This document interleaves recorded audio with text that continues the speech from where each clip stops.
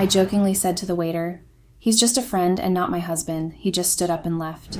I'm about to lose my mind from frustration as his silence and absence is slowly eating me up. I have nowhere else to turn to, and I had no choice but to come here on Reddit to let everything out. I need advice. I'm really desperate right now. I've been crying for days now, and it's been over a month since that day. The day I messed up and it cost me my happiness. How do you turn back time so you could escape from making that one mistake? A mistake that felt so right at that moment and was supposed to be an innocent joke. An innocent joke one could just laugh about and then move on from it the next moment. But then it turned out to be one that turned sweet memories to nightmares. If only I could take it back. If only I could, I'd reverse the night I referred to my marriage as being in the friend zone. I had said it as a joke, but then that one joke led to my dirty secrets being revealed one after another, and I am at the verge of losing everything. Every time I think about it, the fact that my cover was blown and everything came to light from just one joke still chokes me. I have been crying so much for days now as I spend my days in my lonely office and my night in my cold room, hoping everything would return to how it once was. My name is Betty. I'm 31 years old. I met my husband Mark when we both started out together as interns in the company we are currently working in. Mark was always a sweet person, so welcoming and very easy to get along with despite his introverted personality. He was so kind and very good looking. He always had this radiant smile on his face, one that could turn stressful work hours to an easy and bright day with just his presence. His soft personality made it easy for him to get along with everyone around him, and they all loved him too. He had a lot of admirers, as every lady in the company wanted to have a piece of him, which made me feel so high and special when he started taking interest in me. We started dating, and I felt so pleased with all the attention I was getting, as I could see ladies in our company burn from jealousy each time Mark sweetly took care of me, and it made me feel so good. Everything was rosy, and we had been so happy together. After completing our internship, we both got accepted officially to the company as permanent staff. During our team dinner, Mark had prepared a surprise proposal and had asked me to marry him. I knew he had to go out of his shell to do that considering his closed lifestyle, but because he knew I loved those kinds of things, he had to do it just so I could be happy. Mark loved me so much that I was confident I had him wrapped around my fingers. He always said yes to everything I wanted and was ready to give his all just so I could be comfortable. I guess that made me so comfortable that I had unknowingly started to put myself first before him and ended up taking his love for granted. I feel it all started the day we were called to the main office by our CEO. I and Mark had been the spotlight of the company, and the company had decided to promote one of us. We were to be graded by our performance at the end of the week and through the votes from our colleagues. Obviously, I knew I didn't stand a chance. I was good at my job, but when it came to my colleagues, I knew Mark was going to outshine me. I was fine with it, as Mark and I had agreed that it doesn't matter who ends up getting the promotion. Whoever wins for the both of us since we are one. I was happy just hearing his words, but then I started to think differently when I let my emotions get the best of me. I often heard the rest of our colleagues gossip about me and my husband secretly at each little chance they got. They kept talking about how undeserving I am of the position and saying I shouldn't even be Mark's rival, as he is by far on another level compared to me. They went on saying Mark should have been paired up with Diana, as she is a better candidate compared to me. Hearing Diana's name being mentioned got me riled up and upset, especially with the fact that I was well aware about her feelings for my husband. Diana has always had her eyes on Mark from day one, and she has been so persistent and resilient, although Mark never reciprocated her feelings and married me instead. Since then, everyone in the company had been so bitter about it and kept saying that Mark was too good for me and Diana was the better choice for him. Hearing them still place her above me and even comparing me to my husband made me so upset, and something in me changed, and this time I was determined to win. I desperately wanted to win that I sometimes caught myself getting jealous of my husband, and most times I'd purposely hide certain information just so I could be a step ahead of him with my performances. But none of that really mattered to Mark, as he always placed me first before anything. So giving up on the promotion that day was just so easy for him to do, as my happiness always came before his. My fearful thoughts came to reality as Mark had the highest vote and was chosen for the promotion on that day. But to everyone's surprise, including me, he gave up on the position and handed it over to me. I was just as shocked as everyone, but I was also the happiest in the building that day. Our CEO had prepared for a team dinner the next day to congratulate me on my promotion. I just couldn't wait to attend the gathering that night so I could show off and rub it to the faces of all those that gossiped so much behind my back, and also flaunt my husband's love for me to Diana's face so she could see one more time just how much I meant to Mark, and how impossible her wish to get Mark was going to be futile. On the day of the dinner that I anticipated so much, Mark had come down with a cold and had decided to go home as he couldn't join us for the team dinner anymore. Instead of feeling worried and going after my husband, I had shamelessly finished my work for the day and gone for the team dinner as nothing mattered to me other than that. Each time I think about that day, I feel ashamed of myself and I deeply regret it. But what's the point? What is done is done. And regretting it now cannot change the past, which is such a painful reality. I had partied so hard that night that I had lost track of time and had not noticed Mark's calls. After the gathering ended, I took out my phone to order a taxi, and that was when I saw all of Mark's missed calls and his message. His condition had gotten worse that he had to go to the hospital. Reading the message ignited a deep feeling of guilt in me that I hurried to the address of the hospital he had sent to me. When I got to the hospital, the guilt I was feeling was suddenly replaced by anger and jealousy as I saw Diana there. She was already so busy looking after Mark, and it upset me so much to see her doing all that. I immediately approached them, and instead of asking my husband about his condition or speaking to his doctor to know what went wrong, instead I picked a fight with Diana, and we both ended up being kicked out of the hospital, embarrassing ourselves. At least one would feel embarrassed after that, but I wasn't. Instead, I was so angry with my husband that I had refused to visit him for the remaining 2 days he spent in the hospital before getting discharged. I had returned from work that day, and Mark had prepared a surprise dinner for me. He had cooked my favorite food and bought me flowers, and the moment I got home, he got on one knee and apologized for the incident that happened in the hospital. No. He explained to me that he had no idea that Diana would follow him when he got off from work. She claimed she had noticed his condition, and she wanted to be certain he was okay. She had offered to give him a ride home since I was not available, and he had no choice as he wasn't in the condition to refuse. He had barely gotten home when his condition worsened, and since she was the only one around at the moment, she had taken him to the hospital. He apologized and promised me nothing like that was ever going to happen again. We had dinner together that night and even made love after.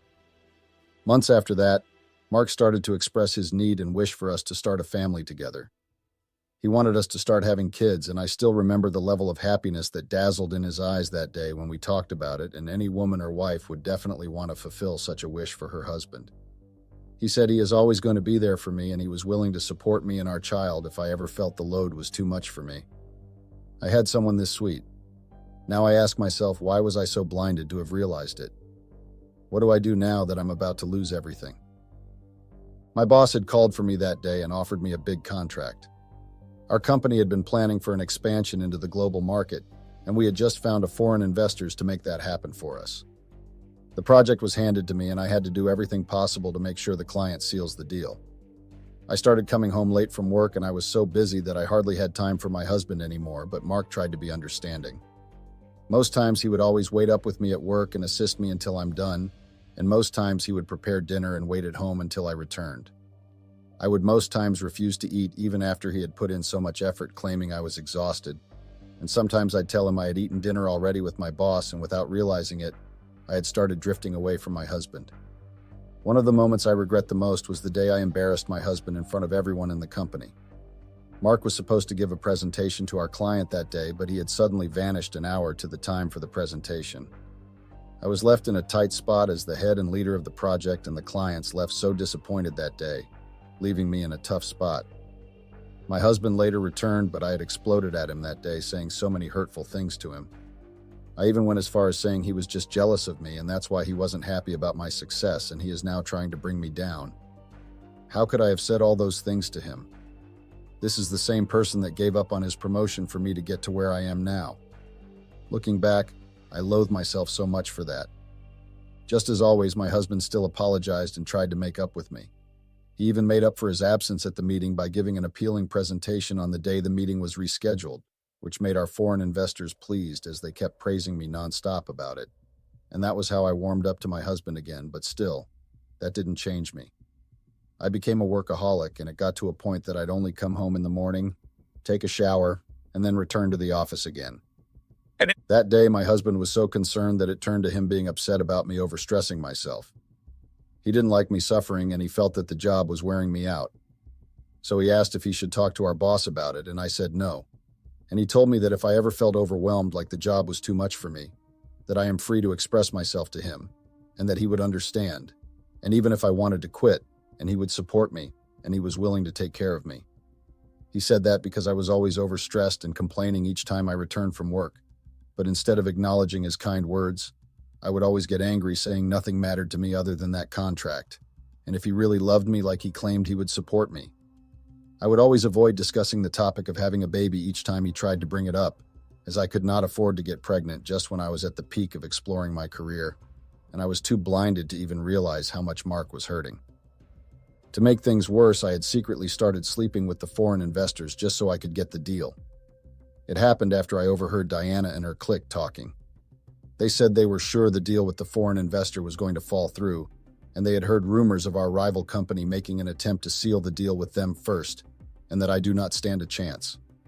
They went on saying I deserved it for acting all high and mighty and even treating my husband the way I did.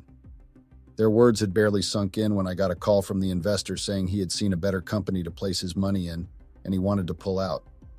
I felt like a knife had cut through me, and coupled with the words of Diana, I couldn't imagine the level of shame and embarrassment I'd have to face if it really came to reality. I pleaded and tried to make him stay, and he had suggested we meet up and talk about it. And that was how one meeting turned into a sin. A sin I had done not considering how much it was going to hurt my husband. Every time I look back, I wonder how important I thought that deal was to do something like that, and if things would have turned out differently if I had just stopped then. If I had not bothered about what people would say or think, would things have been different for me? In hindsight, I should have stopped. It wasn't worth it. I don't know why I had to do what I did. I met with the foreign investor, and after much argument and pleading, he finally asked me to prove just how much this deal meant to me. I told him I'd be willing to do anything to see that this deal pushed through, as I am betting everything on it. After hearing my statement, he started making advances towards me, touching my thighs and making seductive moves at me. I wanted to refuse, but then I knew if I did that, I'd be kissing goodbye to the contract, and that alone scared me. I could already picture Diana's and the rest of my colleagues laughing and rubbing my failure to my face, and the mere thought of it was so embarrassing to bear. Driven by my foolish pride, I succumbed to the temptation, and that's how I slept with my client. If I had stopped there, maybe I would have earned forgiveness from fate, but then I continued. I experienced a different kind of pleasure with my client, one that I hardly felt with my husband Mark. Unlike Mark, who felt our home was happiness and all he could ever ask for, my client's vibe matched mine, as he was the type who loved to have fun and explore. The time we made love was one of the best experiences of my life, as I often found myself waiting and calling for him. I started to find my husband boring, as even our intimate moment together no longer felt exciting to me. Just like that, I started meeting up more often with my client, and before I knew it, I had completely turned something so shameful into something pleasurable. Most times when I get home after my meeting with my client, I'd feel so guilty, especially seeing how much Mark kept trying for the both of us. At some point, I started to feel sorry for him, but I just couldn't stop. Finally, the deal got approved just as I had wanted. Our team had decided to get together and celebrate, but my husband suggested we both eat out together alone. He said he missed our moments together, and since the deal was finally over, we should both try to rekindle our relationship once more. Hearing that, I immediately canceled my meeting with my client for that day, and also canceled the team dinner and joined my husband. We had finished having dinner and decided to have a few more drinks together before going home. My husband had just gone to the restroom when I got a text from my client. Before I knew what happened, I was smiling like an idiot and texting back that I had completely forgotten I was on a date with my husband. As fate would have it, I didn't realize a waiter had been observing us. When he came to serve our drinks, he smiled and complimented us and stated that my husband is really sweet and good-looking, and it's clear how happy I am and that I am lucky to have him. My husband had just returned from the restroom, and as he sat down, I jokingly said to the waiter, "He's not my husband. We're in the friend zone." To my surprise, my husband took it seriously. His smile disappeared, and without a word, he stood up and left, leaving me stunned. The waiter, who had just been trying to be friendly, seemed equally confused. I was confused and surprised about his sudden reaction that I went after him, but he had left with our car already. I took a taxi and went after him, and when I got home, he was in the living room with a small luggage. I was confused for a moment when I rushed to him and tried to explain to him that I didn't mean what I said, and it was just a harmless joke. and just then he took out a pink pack that I do keep my supplements. Seeing the bag in his hands, I almost passed out.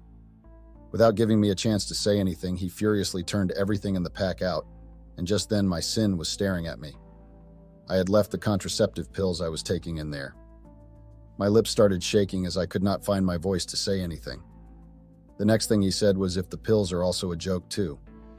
He asked me if I hated the fact of having his kids that much that I had to dwell on contraceptives.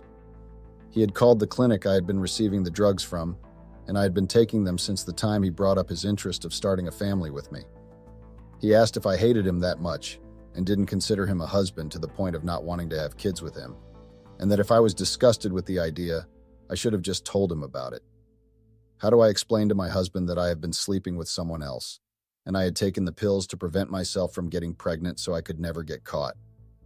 I tried pleading, but he didn't spare me a second look and stormed out of the house. I have not set my eyes on my husband since that night.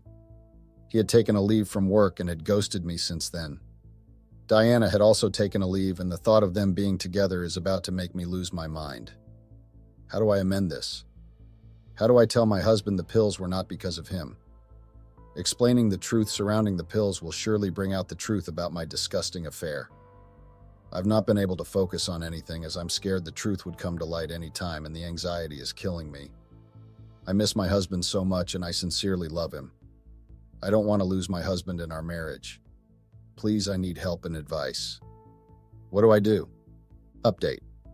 And It's true when they say that people only know the value of what they have, when they have finally lose it, and Mark's absence in my life has made me realize the true meaning to those words. How do you make amends for hurting the one person that meant the world and more to you? Is there still a possibility that things could return to the way it used to be? Why did things have to get to this before I could finally realize how broken things were between us? I had been indirectly hurting the one person that was real in my life. Mark finally showed up after ghosting me for more than a month. He refused to tell me where he had been, as he had been giving me silent treatment, and refused to even look at me. I can't even bring myself to ask him anything. I desperately wanted to know where he had been and if he was with Diana, but then he has refused to spend even a second in the same place with me, which is so frustrating. I try to approach him, but the Mark that returned after a month is a completely different person, as he had started to act differently. Mark wasn't a party type as such. He always refused joining team dinners and preferred to eat at home. But ever since Mark got back, he started clubbing with his friends and would always join our colleagues at work for team dinners and birthday parties. Just mention anything you wanted to celebrate, and Mark was ready to join. He became so distant from me, and he had refused to sleep in the same room with me and has been sleeping in the room he had prepared for our child if ever we had one. Seeing him act this way breaks my heart so much. How could someone change this much? Is it even possible for me to have my old husband back? I had complained to my mom about it, and she blamed me so much, and she claimed that everything was my fault and that she admired Mark so much for being so patient for that long. She even went on telling me that the day I had lashed out on him because he missed the company meeting was because of her. She had been rushed to the hospital after she collapsed due to her high blood pressure, and no one could reach me, and they had no choice but to call my husband. He had responded and hurried down there in no time, and he stayed by her side until she woke up and only left when he was certain she was fine. He had stopped her from telling me about it, claiming he didn't want to add to my worries. And I had a lot going on at work even when I had misunderstood him and ignored him for days. He claimed it was his fault and he was going to make it up to me. I broke down in tears after hearing my mom's words. I felt terrible for cheating and hurting him. I hurried home to talk to Mark. I was ready to do everything to make up with my husband, even if I had to force him to talk to me. The Mark I knew would never be mad at me forever, and he was always weak when it came to me. I was willing to make him happy and make up for everything I had done, but my wishes and plans had shattered even before I could do anything. I hurried home and prepared our favorite food for dinner, waiting for him to come home. When Mark returned, I rushed to hug him, but he rejected me. My husband had not said a word to me for a month now, and that night the first word that came out of his mouth was, "Let's get divorced." I was so stunned when I heard those words from him, but before I could react, he had placed the divorce papers on the table along with pictures of me and the foreign investors in bed together. The same table I had decorated just so we could start our marriage all over again. I felt so weak on my feet that I had sunk to the floor as the pictures in front of me squeezed all the strength I had left in me. I started crying and begging Mark.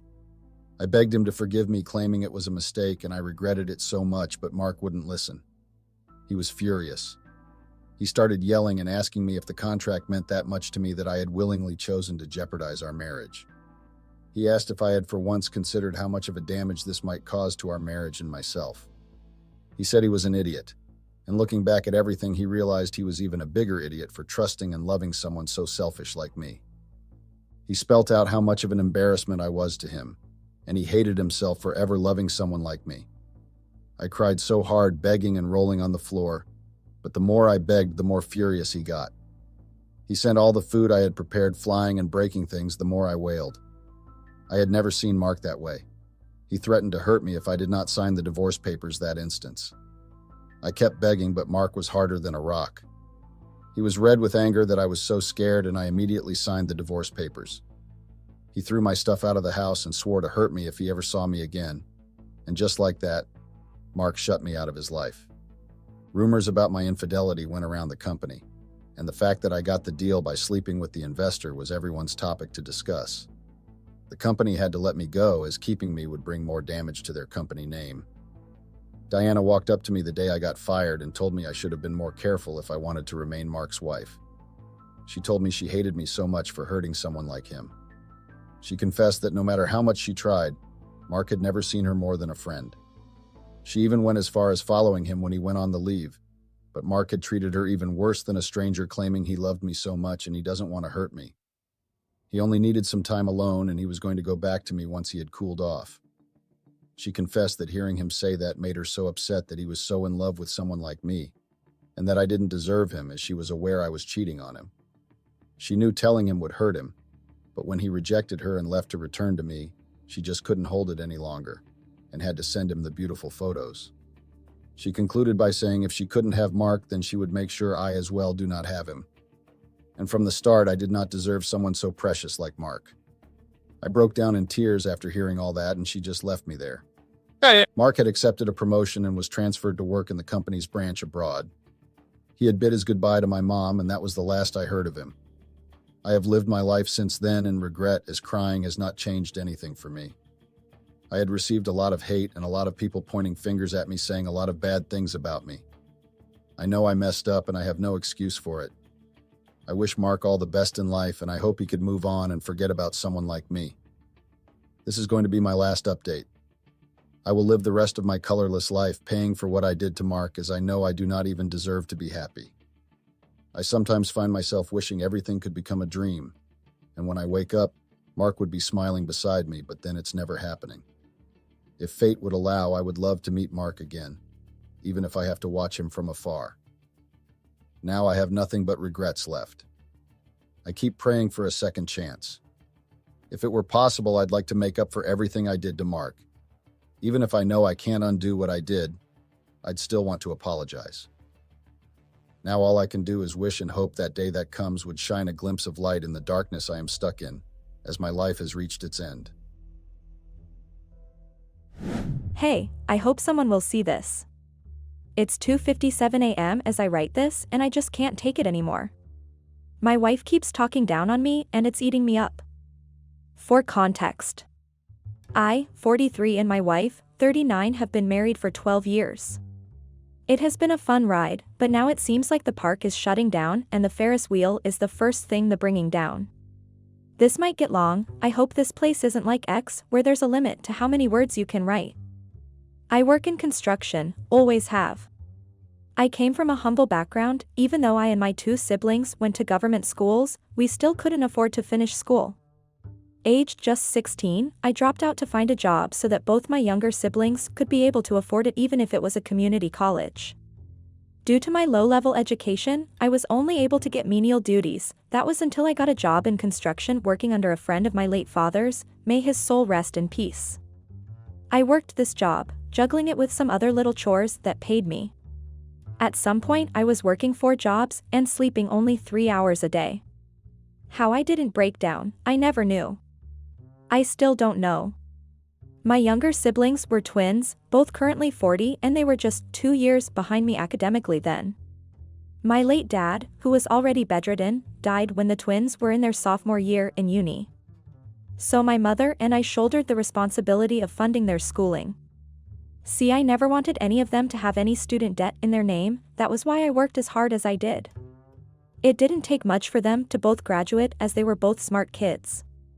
The boy, John, got a job as a doctor and the girl, Antoinette, quickly got a job in a huge law firm. On my 26th birthday, I was gifted a house by the twins. It was one of the best days in my existence. I thought to myself, phew. I can finally rest. I remember not working throughout that week as I wanted to enjoy the house my siblings bought me. It was during this week of rest, I met my soulmate. I had gone into a Starbucks close to the Cleveland State University when I saw her. A beautiful lady sitting on her own, studying. Hey everyone. Unfortunately, basically everyone who is watching these videos isn't subscribed.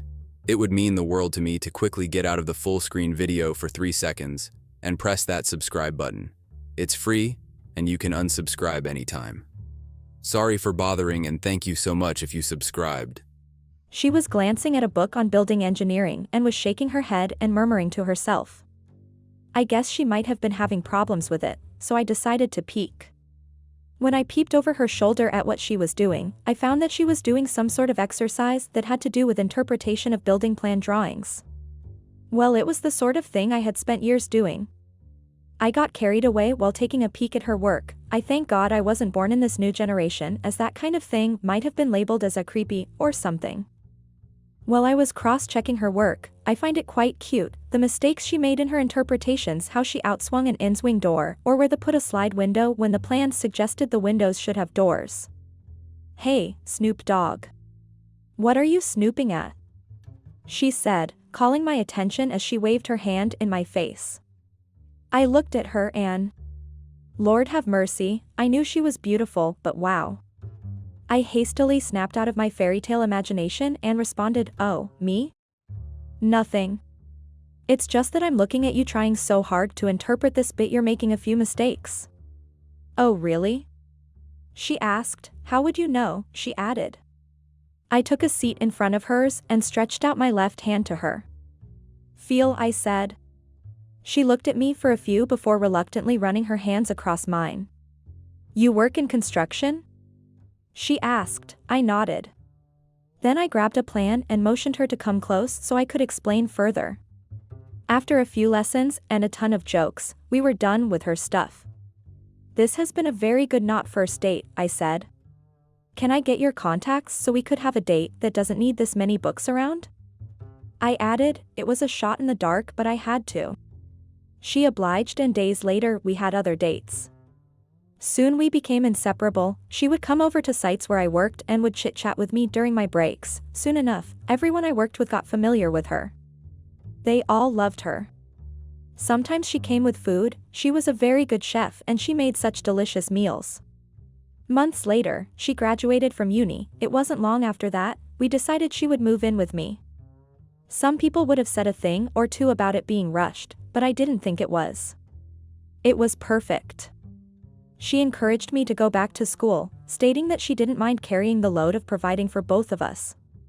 I told the twins about her and my decision to go back to school. They both encouraged and chipped in enough money for me to enroll in schools. After talking to people, I decided to go to school part-time. 3 years later, I finally graduated uni also. I decided to study civil engineering. That day went straight to the top 5 best days of my life. At the ceremony, in front of her friends, family and mine also, I asked her to marry me. At this time I was already pushing 30. With the help of my siblings, I prepared all the financial aspects of being married. John, the doctor, helps us to secure the best health insurance plans for us and the kids we might have on the way. My sister, on the other hand, helps with legal matters. At the request of Marie Angela and I, she drew up a prenup. She also helped us select an insurance company, which her firm defends, one that helps in a lot of things. 2 years later, we got married. I, 31 and she is 27. It wasn't a big wedding, though I still think it was. 100 people was a lot. Before then I didn't even know I knew 100 people. The wedding was a success and the night after felt heavenly. Sorry if I haven't started to explain my predicament, I just think a bigger picture is needed. Anyway, during our years of being together, I have had a couple work-related injuries. Some serious, leaving with crutches and wheelchairs, others just minor things. This was where I was very happy with John and the health insurance plan he helped me with. I had been out of the hospital a number of times, but I never got hit with the truckloads of healthcare bills. Now, we have 3 children, in the same format as me and my siblings. A male first child and a boy and girl twin. The boy, Prince, now 10, is a very bright kid. He's so smart I think he inherited it from his mum. The twins, Emmanuel and Emanuela, are both 3. 2 years ago, I got involved in another work accident. I had fallen off an overhead bridge I was inspecting as the chief engineer. It was bad, probably the worst one yet. I was hospitalized for months. Luckily, during my period at the hospital, young Emma, as I fondly called her, worked remotely. She spent most of her time by my side in the hospital. She brings her laptop to the hospital. She uses my legs as her desk. To be honest, I couldn't even feel anything. I was happy having her around. She was the only bit of happiness I had in those long periods. I spent 3 months in the hospital before I got discharged. The doctor told my wife to bring me in for physiotherapy once a week. I was still crippled. Although at this point, I could feel my legs, I couldn't move them. I had rented out the house my siblings bought for me, and was making close to $2,000 a month from rent. That wasn't enough though. My wife, due to now working remotely, had had her salary slashed. This was something she agreed to because she wanted to be around me. We started a mortgage plan for a bungalow apartment, which was wheelchair accessible. The house was previously owned by a war veteran who lost his legs in Nam. The house was nice. The vet had some of his stuff still in the house. His medals were still there. There also were a couple of hand-made chairs and hand-carved toys, plus the tools used for carving and a handbook on making such crafts. I spent most of my days in what I started to call the handy house. To be honest, it felt good, the peace and quiet in there and being able to make myself useful. I carved designs and built our dinner table and chairs. With the help of former coworkers, I was able to add a fireplace to the house. I know I was probably going through a midlife crisis caused by the accident. I just knew I had to be useful somehow. Obviously, I couldn't work at all for 2 years. I couldn't even stand up for 30 minutes straight, much less work, much less going back to the high-risk job I have been working since I was 19. Due to me being incapacitated, money became tight for us. My wife's job no longer paid well, I wasn't even doing anything, and we had 3 other mouths to feed. My wife started to complain, and rightfully so, 'cause something had to be done and it had to be done quickly. She talked to me about taking up smaller-scale construction gigs that doesn't need me to move a muscle, as I was in charge and had my own team. I tried reasoning with her, telling her that it wasn't as easy as it seemed, that I had to move around when on duty, that I'm not one of those who only bark orders, that I love to also get my hands dirty. That I couldn't until I could walk again. She was understanding at first, but as time went on, I guess the burden of shouldering the cost of our livelihood started to weigh on her. She started to raise her voice at me. But for a few reasons, I would have thought she was only with me because of the money. She was with me when there wasn't much, and she helped me get a degree, which helped me get jobs that paid more. If not for her, I probably would still be living small and earning chicken feed. She helped me grow, and she wasn't like one of those girls who only watched from the stands. She played a huge role in my growth as a man. I tried my best to get back to normal, put in every effort at the physio, to be able to stand on my own even, it all seemed futile. I decided, if I couldn't work, I might as well become a good house husband for now. I did everything in the house. Since all the rooms were wheelchair accessible, I didn't have any problems cleaning, mopping, washing, cooking and doing other things. I mentioned earlier that my wife is a good cook. Well, I'm a better one. The kids loved having me around. We would play whenever they came home from school. I'd carry the twins while Prince would push the chair around the compound. It was all fun with the kids, Emma though, not so much. Understandably so. The complaints became worse with each month. This time it had branched out of just being about money. Now it was about everything. The food's not salted enough. You spend so much time in the handy house. You're not a kid anymore. Sure, you missed out on playing as a kid 'cause you had to raise your siblings. Well listen, it's time to raise your own kids, this is not time to make up for the fun you missed out on. Oh, and let's not forget, the worst of them all. The bedroom.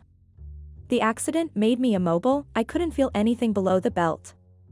I do get hard sometimes, but I don't feel anything. This really hurt our sex life. I can't blame her for being angry, pissed, frustrated, or all of the above because honestly, I felt so too. Still feel so even when I write this. Honestly, I was glad she was still talking about it, the lack of sex that is.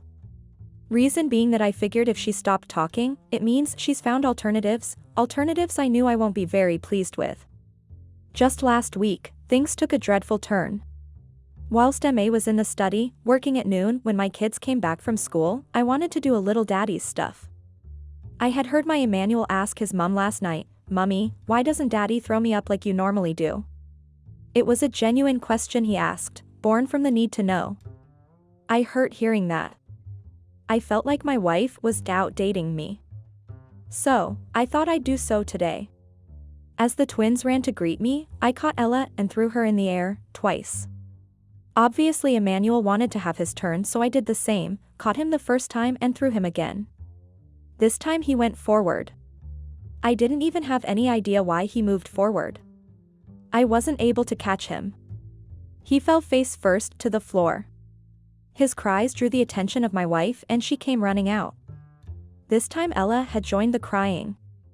I could only sit on the chair looking at them.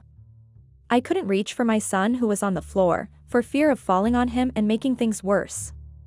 My wife picked him up, turning his face to try and console him. Though was bleeding from the nose. I got even more devastated. My wife inquired what happened and my oldest son told her everything. The glare was absolutely frightening. She had the look of a hungry bald eagle in her eyes. She dialed 911. The ambulance pulled up in a minute and they were rushed to the I got there 30 minutes later. Rolling around the hospital lobby looking at the nurses begging for anyone to pay any attention to me. Honestly, it was a busy day that day, it was as though everyone in the vicinity were either sick or injured. Moments later, young Emma walked out of a room visible from where I stood, sat. I rolled over to her and tapped her by the waist, as that was as I could reach because I was sitting. The anger that had already left her eyes returned. "Get the fuck out of here you useless piece of shit," she said. I was a little taken aback but I stayed. I followed her into the room, where I saw my son lying on the bed with a bandage around his head. He was sleeping. "How is he?" I asked my wife. She didn't respond, I asked again and she kept mute again. I asked the third time, she snapped at me again, "YTF are you here, you've successfully ruined your life, sitting on your ass for 2 years. Do you want to ruin my son's?" I was saddened, I didn't know whether to be offensive or defensive about it. I just sat where I was, looking her in the eyes. I felt my eyes start to water. "Are you going to cry now?" She went again. "Oh, hey, everybody, for a limited time only, you get to watch a grown man cry. Gather around," she shouted, as she raised her hands, beckoning passers-by to walk in. I buried my head in my hand. I have to solve this, but to be honest, I don't know how to. We argued for a while, I tried to calm her down and explain that things aren't all that bad, that Emma is alive and well, that we didn't need to worry about hospital bills, as she kept asking questions like, what if he had died? What money do we even use to pay for the hospital?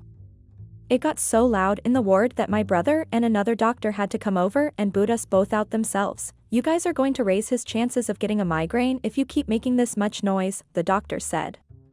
"See, you've woken up a few of our patients in comas, though that may be good, it shows just how loud you guys are," my brother added, trying to lighten us up. All the way home, I got scolded at. Every wrongdoing of mine all through the relationship was laid on the table. To me she had sort of become this heartless being and I was unhappy with myself cause I felt this was all my fault. I wish I had never had that exercise. As she continued to scold me, something in me switched up. I was done with the insults and the subtle hating. I shouted in the car. Fuck. All you do now is nag me.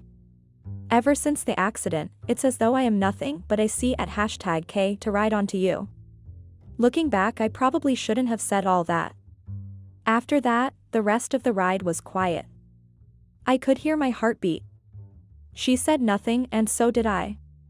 I think she was shocked that I raised my voice. In our 12 years married and 17 years together, I've raised my voice at her but once, that day in the car. The kids remained at the hospital because my brother, their uncle, worked there. When we got in the house, Emma went straight to our bedroom. She started to pack her stuff. She took enough clothes to last almost a month. She also packed a few of the kids' clothing with her, their uniforms, books, toys, and some other things. She left the room. It's been a week now and I haven't heard from them. Yesterday evening I got an email. The mail contained a list for my kids' schooling, all amounting to $186,000. I knew that was how much it cost, so it's not like I was blindsided by it. Also, there was a note which read, "I need to know we'll be able to work this out and that you'll do your best to get back on your feet, both literally and figuratively speaking. Love, not so young M.A." I held it and stayed by the door for hours. I think I've fucked up. I need help, advice, and suggestions. I don't know what I need, I just know I need it. That's why I am here. Am I wrong? How should I have handled it better? How do I get my legs back? Is there something psychological about it? I have a lot of questions. I'll be in the DMs checking out the comments. Thanks in advance. Update. For those who don't know, this post is in response to the post where I asked for help with my relationship. I have had conversations with the people who had given reasonable advice and suggestions. I was referred to a therapist and advised to seek couples counseling. Anyway, I appreciate the help that has come my way. Some people even offered to help me with cash, which I turned down cause 1. I don't accept money from strangers, 2. I didn't say I had nothing, just that I didn't have enough to take care of 3. Thanks for listening and make sure to press that subscribe button for more stories like this. Have a great rest of your day or night.